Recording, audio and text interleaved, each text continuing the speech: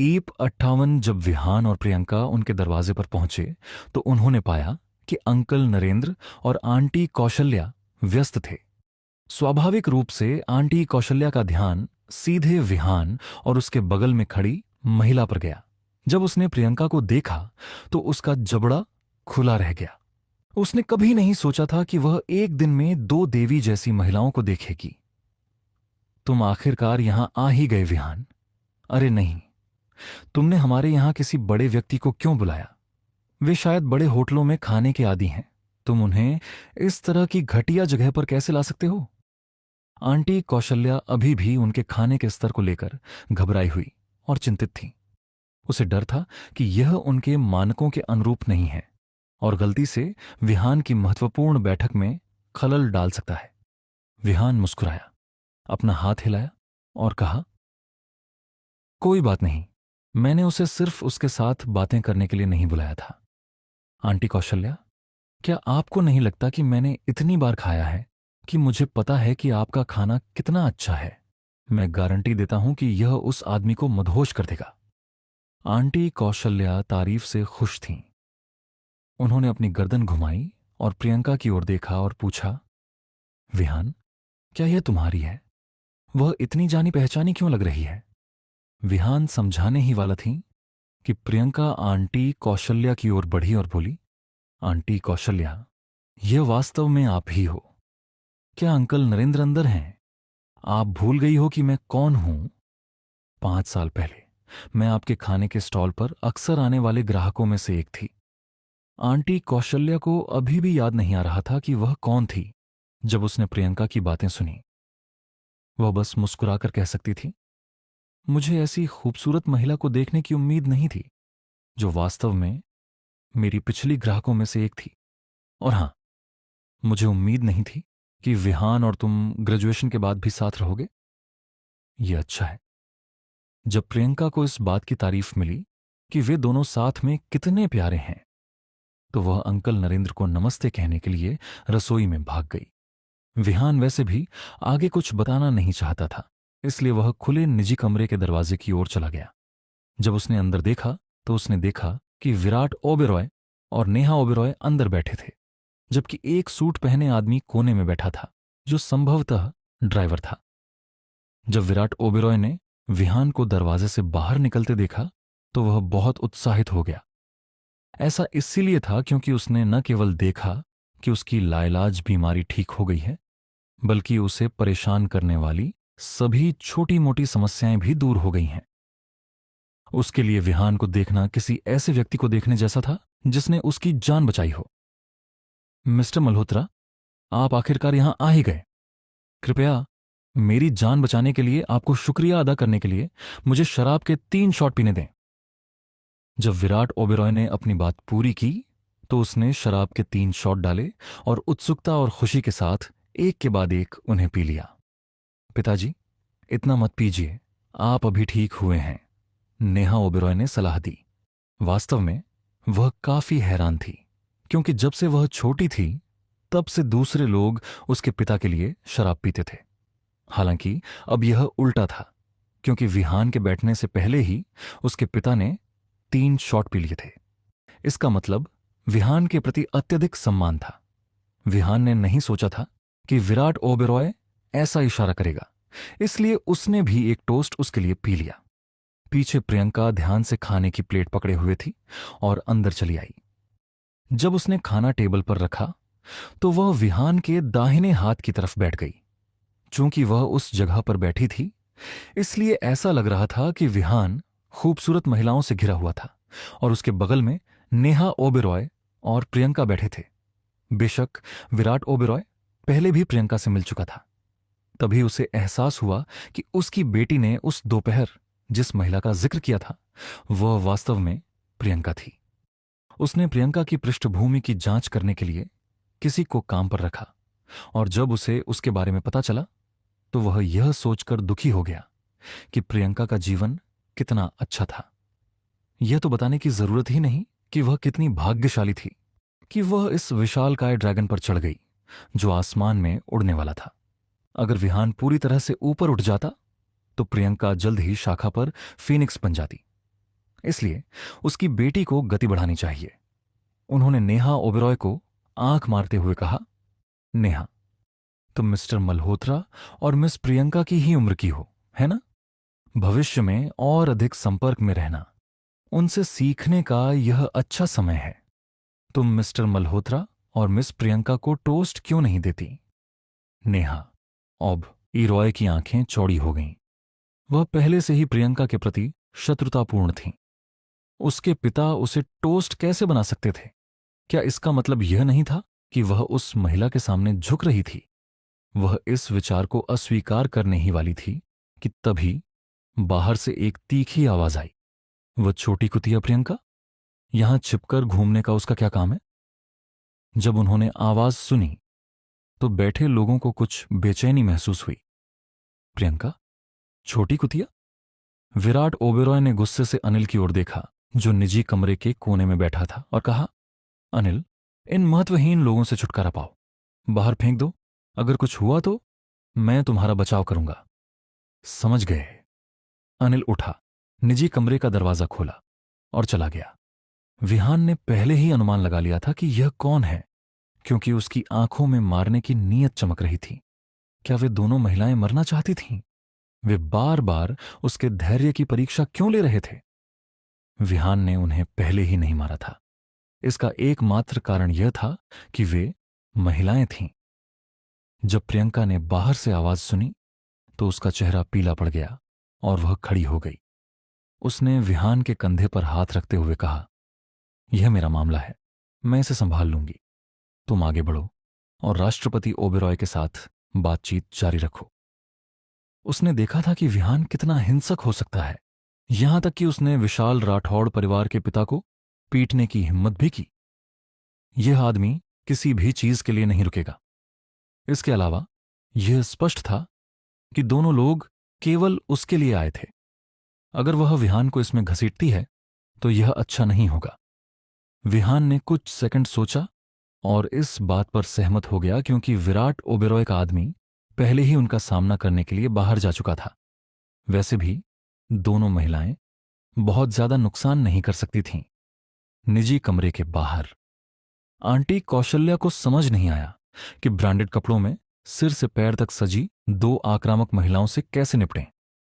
उम्मा, लड़कियों, तुम लोगों को इतना क्या परेशान कर रहा है? क्या ऐसा कुछ है जो बैठकर बात करने से हल नहीं हो सकता? चारुत ने आंटी कौशल्या की ओर एक निराशाजनक नजर डाली और एक कदम पीछे हट गई। मुझसे दूर हो जाओ बूढ़ी औरत। तुम्हारे गंदे कपड़ों पर शायद सैकड़ों कीटाणु हैं। क्या तुम नहीं देख सकती कि मैंने अपने पूरे शरीर पर ब्रांडेड कपड़े पहने हैं? अगर तुमने इसे गंदा किया तो क्या तुम पैसे चुका पाओगी? आंटी कौशल्या थोड़ी शर्मिंदा थीं। आखिरकार वह सिर्फ ईमानदार थीं। वह बस पीछे हटकर माफी मांग सकती थीं। इसके लिए माफ करो, लड़की। जब अंकल नरेंद्र ने चारू से ये दर्दनाक शब्द सुने तो वह सीधे रसोई से बाहर चले आए और चारू और सोनल को एक भयानक नजर से देखा। तुम दोनों बदतमीज लड़कियां, ये जगह तुम्हारे जैसे लोगों का स्वागत नहीं करती। भाग जाओ। अगर उसकी पत्नी का अपमान किया गया तो बेशक उसे उसके लिए खड़ा होना पड़ा। तो क्या हुआ अगर उनके कपड़े गंदे थे? जब तक वे जो पैसा कमाते हैं वह साफ है, यह शर्मनाक बात नहीं होनी चाहिए। सोनल नाराज थी, क्योंकि उसे उम्मीद नहीं थी कि एक गरीब किसान उनसे बात करेगा।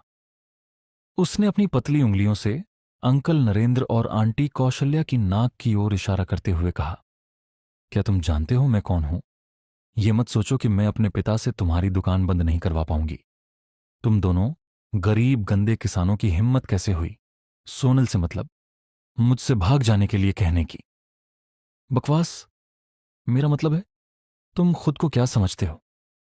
क्या तुमने रिवर सिटी के ओरिजिन्स ऑफ साइंस ग्रुप के बारे में नहीं सुना है? अगर मेरे परिवार के ग्रुप का हर कर्मचारी पूल में थूक दे तो तुम दोनों गरीब किसान डूब सकते हो। जब अंकल नरेंद्र ने उसकी बात सुनी तो वह आग बबूला हो गया। वह लगभग उससे एक थप्पड़ खाने ही वाली थी, लेकिन जब उसने रिवर सिटी के ओरिजिन्स ऑफ साइंस ग्रुप का नाम सुना तो वह स्तब्ध रह गया।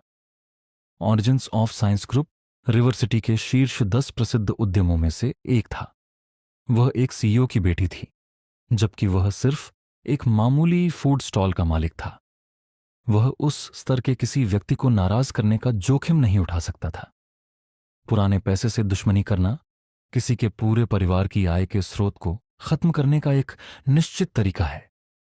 चारू और सोनल को एक अजीब सी खुशी महसूस हुई जब उन्होंने अपने सामने दो लोगों को सिर झुकाए देखा। सोनल ने उन दोनों को कृपालुता से देखा और एक बार फिर अंकल नरेंद्र की नाक की ओर इशारा करते हुए कहा, क्या वह कुतिया प्रियंका अंदर है? मैं तुम गरीब किसानों को सलाह देती हूं कि उस कुतिया को जल्द से जल्द बाहर निकालो। इससे पहले कि वह अपनी बात पूरी कर पाती, सूट पहने एक आदमी उसके सामने आ गया। तुरंत उसने उसकी उंगली पकड़ी और उसे एक तरफ धकेल दिया। मिस्टर मल्होत्रा और राष्ट्रपति ओबेरॉय अंदर एक मीटिंग कर रहे हैं। अगर मैं तुम्हारी बकवास का एक और अंश सुनूंगा तो मैं चुप नहीं रहूंगा। ये शब्द कहने वाला आदमी अनिल था, जो 3 साल से सेना में था। अपनी छुट्टी के बाद अनिल विराट ओबेरॉय के लिए काम कर रहा था। उसके लिए कई सालों तक काम करने के बाद स्वाभाविक रूप से उसने किसी की क्षमता का आकलन करना सीख लिया था। यह देखकर कि राष्ट्रपति ओबेरॉय मिस्टर मल्होत्रा का कितना सम्मान करते थे और उनके प्रति कितनी विनम्रता से पेश आते थे, इसका मतलब था कि राष्ट्रपति ओबेरॉय के लिए मिस्टर मल्होत्रा महत्वपूर्ण व्यक्ति थे। इसके अलावा राष्ट्रपति ओबेरॉय ने उनसे अनुरोध किया कि वे इस मामले की देखभाल करते समय पीछे न हटें। बेशक उन्हें वही करना था जो उन्हें बताया गया था। उन्हें हर कीमत पर निजी कमरे में मौजूद मिस्टर मल्होत्रा और मिस प्रियंका को खुश करना था। उस समय इस लड़की ने मिस प्रियंका का अपमान किया था। उन्हें इस बात से कोई फर्क नहीं पड़ता था कि वह महिला थी या नहीं। अब समय आ गया है कि इसे खत्म कर दिया जाए। 59 उस समय प्रियंका घटनास्थल की ओर चली आई। उसने कभी नहीं सोचा था कि राष्ट्रपति ओबेरॉय का ड्राइवर वास्तव में मारपीट करेगा। क्या आजकल ड्राइवर हमेशा मारपीट करने के लिए तैयार रहते हैं? हालांकि वह नहीं जानती थी कि सोनल कौन है। प्रियंका बता सकती थी कि वह एक अमीर परिवार से आई है और निश्चित रूप से वह ऐसी व्यक्ति नहीं है जिसके साथ ड्राइवर को खिलवाड़ करना चाहिए। जब सोनल ने प्रियंका को देखा और सूट पहने उस आदमी की ओर देखा जो शारीरिक रूप से आक्रामक था, तो उसे एहसास हुआ कि वह प्रियंका का बचाव करने के लिए यहां आया था। इससे वह और भी क्रोधित हो गई। यूं, क्या यह कुतिया सिर्फ इसलिए कुछ समझती है क्योंकि उसके पास सूट पहने एक आदमी है? मुझे लगता है कि उसकी बात पूरी होने से पहले ड्राइवर अनिल ने उसे एक थप्पड़ मारा, बिना किसी हिचकिचाहट के। थप्पड़, गाल पर एक जोरदार थप्पड़। मैंने तुम्हें चेतावनी दी थी, अगर मैं और बकवास सुनूंगा तो मैं पीछे नहीं हटूंगा। यह थप्पड़ मिस प्रियंका की ओर से है। उस क्षण पूरे स्थान पर सन्नाटा छा गया। किसी ने नहीं सोचा था कि अनिल को उसके चेहरे पर थप्पड़ मारने में कोई संकोच नहीं होगा। अंकल नरेंद्र और आंटी कौशल्या के दिलों में एक साथ हलचल मच गई। उन्हें पता था उस पल उनका अंत हो चुका है। वह लड़की ऑरिजिन्स ऑफ साइंस ग्रुप के सीईओ की बेटी थी। तुम्हें उसे नाराज क्यों करना था? चुप रहने के लिए तुम्हें एक हाथ और पैर भी खर्च नहीं करना पड़ेगा। चारू ने अवचेतन रूप से एक कदम पीछे ले लिया। वह इस डर से भयभीत दिख रही थी कि सूट पहने आदमी उसके साथ भी कुछ करेगा। दूसरी ओर सोनल का दिमाग पूरी तरह से खाली हो गया। उसने बस अपनी आंखें चौड़ी करके अपना चेहरा पकड़ा। पूरी जिंदगी कोई उसे मारने की हिम्मत नहीं कर सका। जब उसे आखिरकार एहसास हुआ कि अभी क्या हुआ है, तो वह गुस्से से लाल हो गई। उसने अनिल की ओर इशारा किया और कहा, तुम खुद को क्या समझते हो? क्या तुमने मुझे मारा है? क्या तुम जानते हो कि मेरे पिता कौन हैं? तुम मर चुके हो। मैं तुम्हें बताती हूं, मर चुके हो। उस समय सोनल अपने बिखरे बालों के साथ एक पागल औरत की तरह लग रही थी। उसके चेहरे पर प्यारा मेकअप उसके घिनौने हाव भाव के साथ असंगत लग रहा था। वह लड़ाई में कूदने ही वाली थी कि तभी उसके पीछे खड़ी चारू ने उसे पीछे खींच लिया। सोनल, किसी आदमी से लड़ाई मत करो। अगर हम चाहें तो उसे प्रताड़ित करने के हजारों तरीके हैं। सोनल ने खुद को शांत करने के लिए मजबूर किया। क्योंकि उसे लगा कि उसके चेहरे पर लाल गर्म निशान उभरने लगे हैं। उसने अपने सामने खड़े अनिल और प्रियंका को एक घातक नजर से देखा। ऐसा लग रहा था कि जो कुछ भी हुआ था वह सब उस कुतिया की गलती थी। मैं तुम्हें एक बात बताऊं, तुम दोनों आज इस गली से जाने की कोशिश मत करना। बस मेरे पिता के आने तक इंतजार करो। मैं तुम दोनों के चेहरे खराब कर दूंगी। जब वह बोल चुकी तो सोनल ने अपना फोन निकाला और नंबर डायल करना शुरू कर दिया। जब चारू ने सोनल को फोन करते देखा तो वह और भी घमंडी हो गई। उसने अनिल की ओर ठंडी आवाज में कहा, मुझे यकीन है कि तुम नहीं जानते कि तुमने अभी किसको मारा है। मुझे तुम्हें बताने में कोई आपत्ति नहीं है। वह ओरिजिन ऑफ साइंस ग्रुप के सीईओ की बेटी है।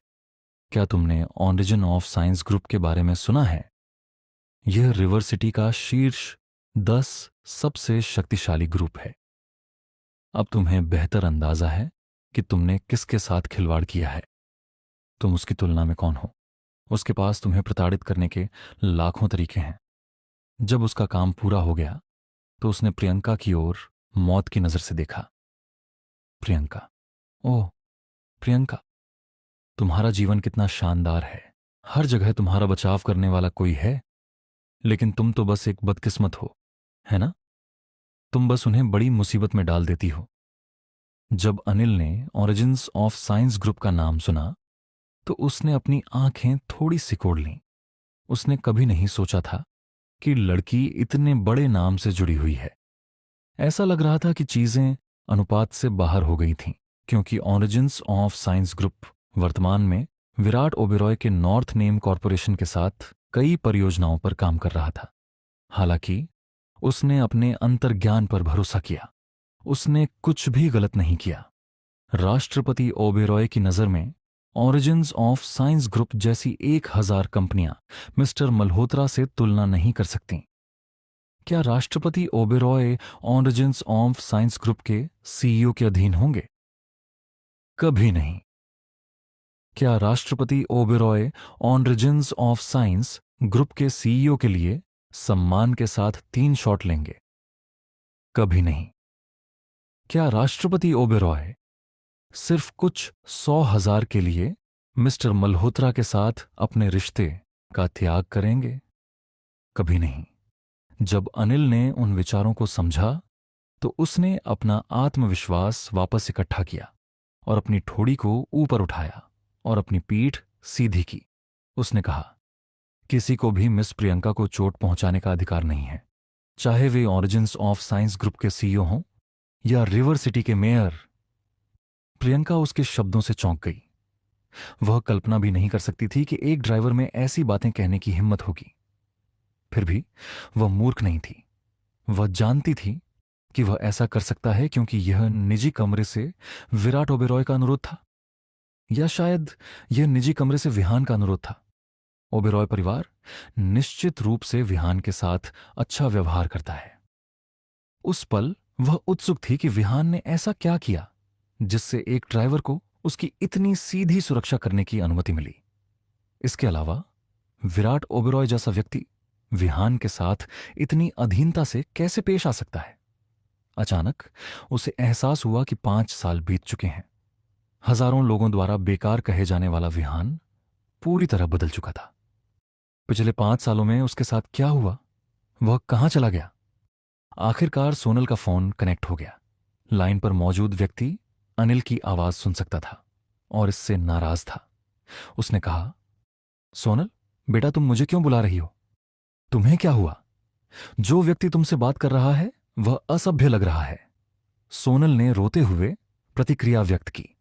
वह रो पड़ी। पिताजी, आओ और मुझे बचाओ। आपकी बेटी लगभग मर गई थी।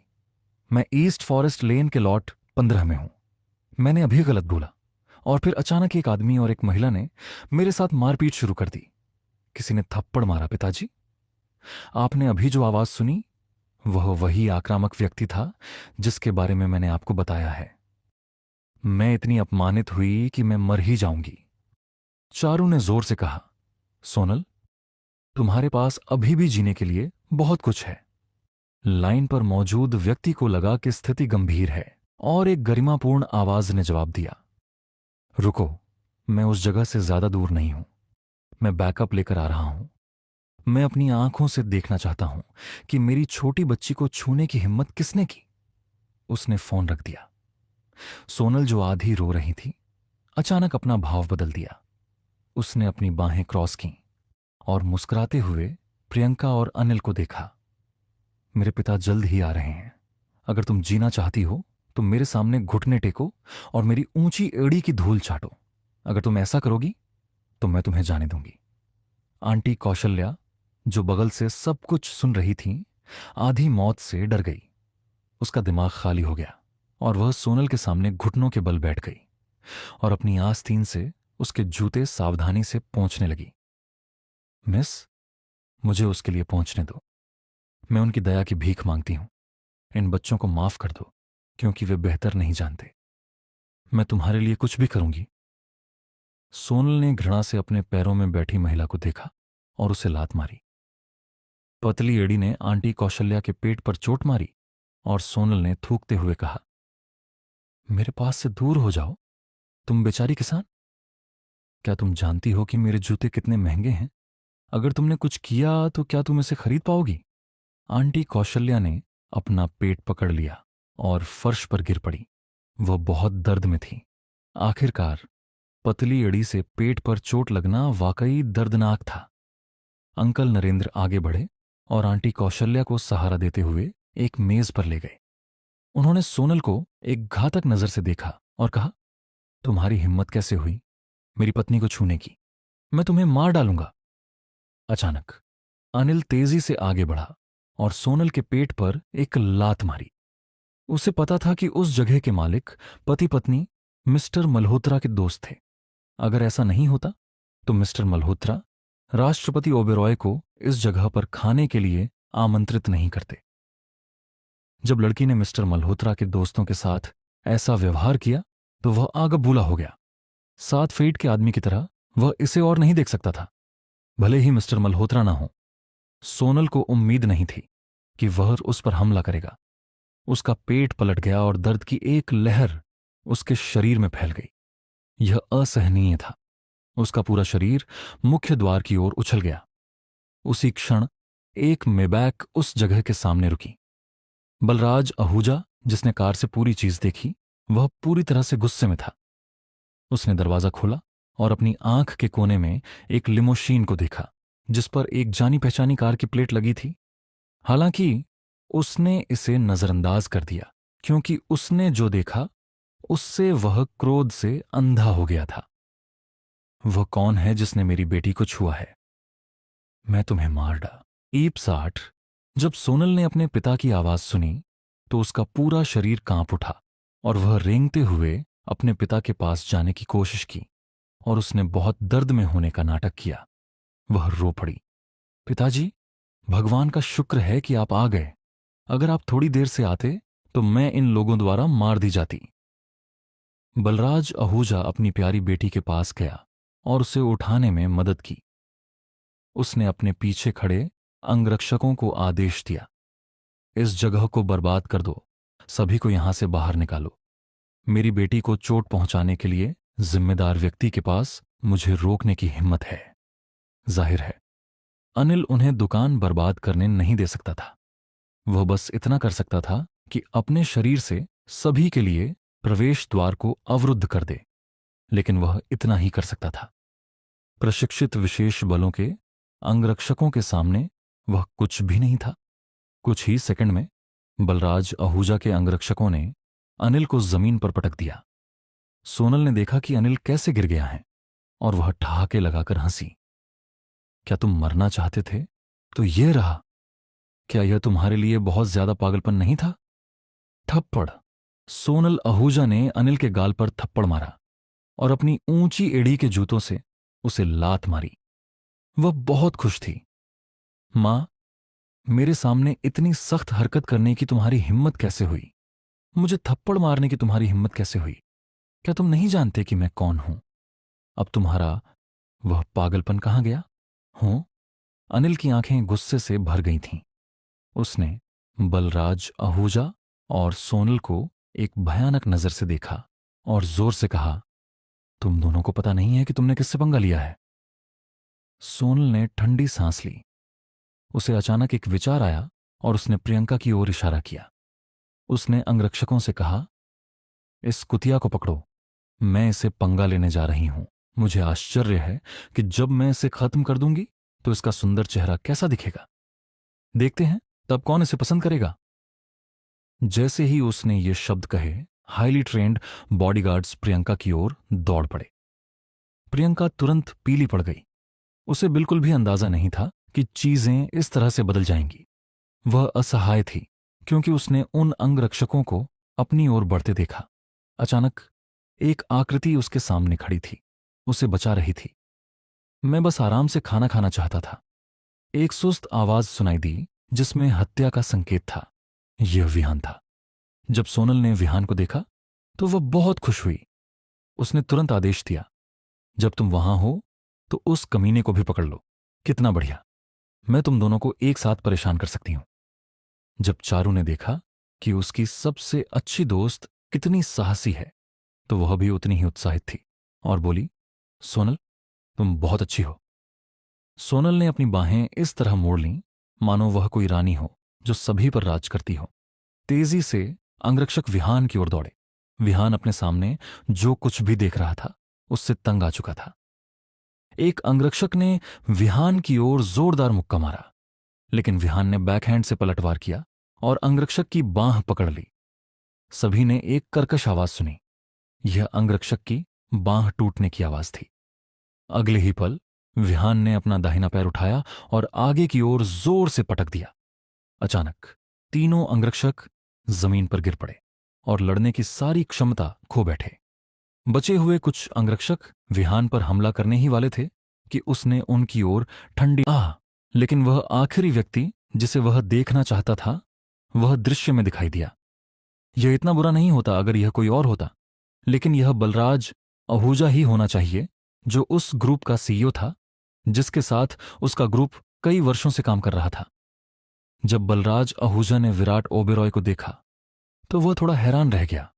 उसे उम्मीद नहीं थी कि नॉर्थ नेम कॉरपोरेशन के अध्यक्ष ओबेरॉय इतनी गंदी जगह पर खाना खाएंगे। अरबों की संपत्ति वाले राष्ट्रपति का इतनी सस्ती जगह पर खाना अविश्वसनीय था। बलराज आहूजा के चेहरे पर मुस्कान आ गई और उसने सम्मानपूर्वक अभिवादन किया। राष्ट्रपति ओबेरॉय, मुझे उम्मीद नहीं थी कि आप यहां आएंगे। विराट ओबेरॉय ने ठंडी सांस ली और बलराज आहूजा की ओर बढ़ा। उसने पूरी गंभीरता से कहा, नाटक बंद करो, मैं तुम्हें नहीं जानता। बलराज आहूजा की मुस्कान सख्त हो गई। उन दोनों ने कुछ देर पहले ही ताश खेला था। उसका क्या मतलब था? बलराज आहूजा की प्रतिक्रिया का इंतजार किए बिना विराट ओबेरॉय ने कहा, बलराज, ओह बलराज, तुम्हें पता नहीं है कि तुमने खुद को किस मुसीबत में डाल लिया है। तुम्हें मिस्टर मल्होत्रा को नाराज नहीं करना चाहिए था। मुझे लगता है कि यह अच्छा है कि तुम अब यहां हो। मुझे तुमसे कुछ बातें करनी हैं। आज के बाद से नॉर्थ नेम कॉरपोरेशन और तुम्हारे ऑनरिजिन्स ऑफ साइंस ग्रुप के सभी सहयोग रद्द कर दिए गए हैं। क्या? बलराज आहूजा स्तब्ध रह गया। सभी सहयोग रद्द? क्या विराट ओबेरॉय पागल हो गया है? वह यहां करोड़ों के मुनाफे की बात कर रहा है। क्या यह ऐसे ही रद्द कर दिया गया क्योंकि मैंने मिस्टर मल्होत्रा को नाराज कर दिया है? उसे याद नहीं था कि उसने मिस्टर मल्होत्रा को नाराज करने के लिए क्या किया था। बलराज आहूजा कुछ कहने ही वाला था कि विराट ओबेरॉय विहान की ओर बढ़ा और फुसफुसाया, मिस्टर मल्होत्रा, कृपया मुझे इसे संभालने दो। उस पल सभी के आश्चर्यचकित होने की बारी थी। क्या विराट ओबेरॉय ने अभी एक युवा व्यक्ति से धीरे से बात की थी? मिस्टर मल्होत्रा, यह लड़का कितने साल का था? विराट ओबेरॉय ने उसे मिस्टर मल्होत्रा क्यों कहा? बलराज आहूजा ने आंखें मूंद लीं और महसूस किया कि कुछ गड़बड़ है। सामने खड़ी कार विराट ओबेरॉय की होनी चाहिए। विराट ओबेरॉय के लिए किसी को इस जगह पर खाने के लिए आमंत्रित करना असंभव था। एकमात्र संभावना यह थी कि यह दूसरे पक्ष की सिफारिश थी। विराट ओबेरॉय ने दूसरे पक्ष के इस अनुचित अनुरोध पर सहमति क्यों जताई? इसके अलावा वह अपनी प्यारी बेटी को यहां भोजन करने के लिए क्यों लाया? अजीब बात यह है कि विराट ओबेरॉय की आवाज और उसने जो कुछ भी किया था, उससे ऐसा लग रहा था कि वह उसके सामने वाले व्यक्ति को खुश करने के लिए था। इतना कि उसने अपने ग्रुप की सभी परियोजनाओं को काट दिया। वह जानता था कि विराट ओबेरॉय कैसा था। अनुभवी और प्रतिभाशाली उद्यमी लाभ को किसी भी चीज से ऊपर रखता था। उन सभी लाभों को छोड़ देने का मतलब होगा कि उसके पीछे का आदमी ऐसा व्यक्ति नहीं था जिसके साथ उसे खिलवाड़ करना चाहिए। क्या यह हो सकता है कि मिस्टर मल्होत्रा मूल रूप से ज्यांगन प्रांत से आए थे? नहीं, ऐसा नहीं हो सकता। ज्यांगन प्रांत में कोई मल्होत्रा परिवार नहीं था। एकमात्र संभावना यह थी कि उनका परिवार कैपिटल सिटी से आया था। जैसे ही वह उन विचारों के माध्यम से घूम रहा था कि बलराज आहूजा के हाव भाव तुरंत बदल गए। कैपिटल सिटी में परिवार पिरामिड के शीर्ष पर रहने वाले लोगों के एक हाथ की लहर रिवर सिटी के किसी भी परिवार को खत्म कर सकती थी। यह कल्पना करना मुश्किल था कि क्या होगा। बलराज आहूजा के माथे पर पसीने की बूंदें दिखाई देने लगीं और उसकी पीठ पूरी तरह से गीली हो गई। वह जानता था कि अगर उसने एक भी गलत कदम उठाया तो पूरा आहूजा परिवार ऐसी जगह गिर जाएगा जहां से वापसी नहीं होगी। वह अब और नहीं रह सका और सीधे विहान के पास गया और झुककर कहा, मिस्टर मल्होत्रा, मुझे सच में खेद है। यह सब मेरी गलती है।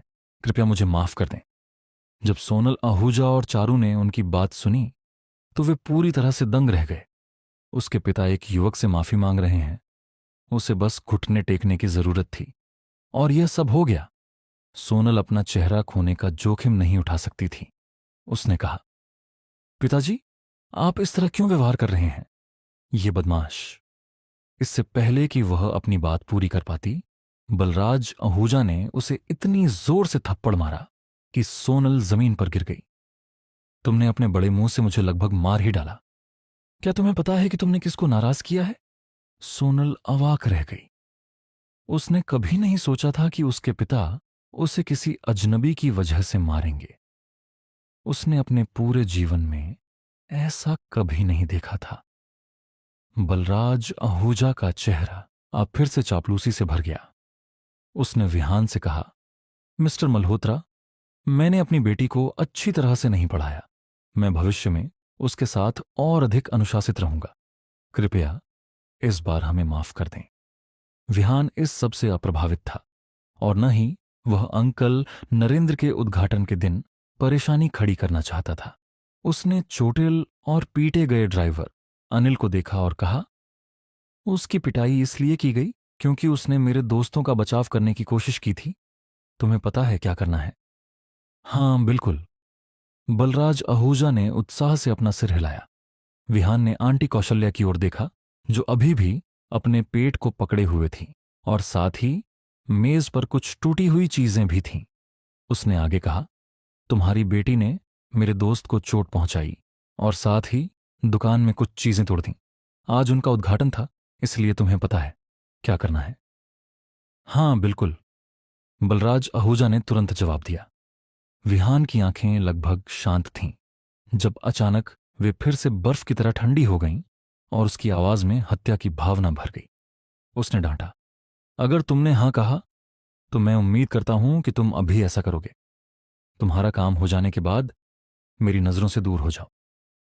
बलराज आहूजा बर्फीली जानलेवा आवाज से चौंक गया था और अपने नितंबों पर गिर पड़ा। हाँ हाँ, बिल्कुल, मिस्टर मल्होत्रा।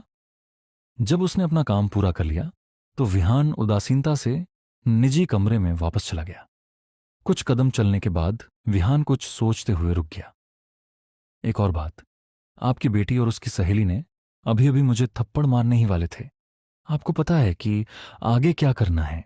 मार्शल डॉक्टर का अगला एपिसोड हमारे सेकंड चैनल पर अपलोड है, जिसका लिंक कमेंट बॉक्स और वीडियो डिस्क्रिप्शन में है सबसे पहले, और डेली एपिसोड वही अपलोड होता है।